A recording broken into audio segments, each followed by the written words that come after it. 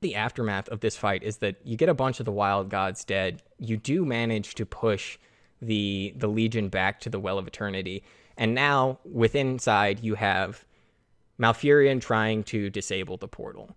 And eventually, through help of the dragon Crassus and this orc Broxigar, who goes through the portal to the other side of the Twisting Nether and is just slaughtering demons with his axe that's been blessed by Cenarius, he eventually comes across Sargeras himself. And he easily kills Broxigar, but Broxigar actually manages to injure him. He has just gash on his leg when Crassus the dragon sees Sargeras, and there's no doubt about it, that injury was made by the axe. So Broxigar is the only mortal to strike a god and injure them at all. Was this axe a significant axe? It's called the Axe of Cenarius. It is a completely wooden axe that was manifested by Malfurion, and then blessed by Cenarius to be unbreakable and to cut through anything. Deathwing comes back.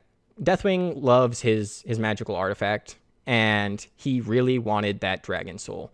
He really, really wanted it. And even though all the whispers that in his mind were telling him at this point, like, don't get it, do not, he's like, I'm getting the artifact. And it's like a scene where he's like reaching so hard for the dragon soul that eventually he gets a hold of it. And as the Well of Eternity explodes, it just sends him rocketing off into the distance. And he is a major reason of why the portal itself collapses. So his body shattered even further. His mind shattered even further. He doesn't even get the artifact. It kind of goes spiraling off in the other direction. And he is going to go rest until the events of the Second War and the Waking of Deathwing. Take a big fat nap in High Mountain. But as he buys them just enough time, Malfurion manages to unweave the portal that they're creating. He does close the Well of Eternity's gate.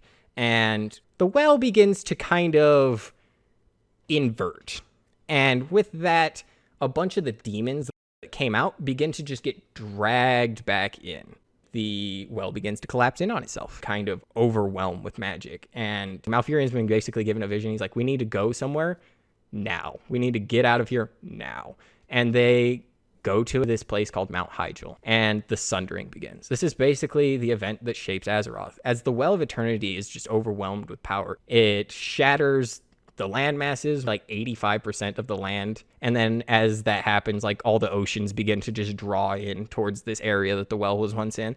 And that's how we eventually get the Maelstrom. Because it was like a Pangea continent beforehand, for anyone who doesn't know what Azeroth looked like. It was a one landmass.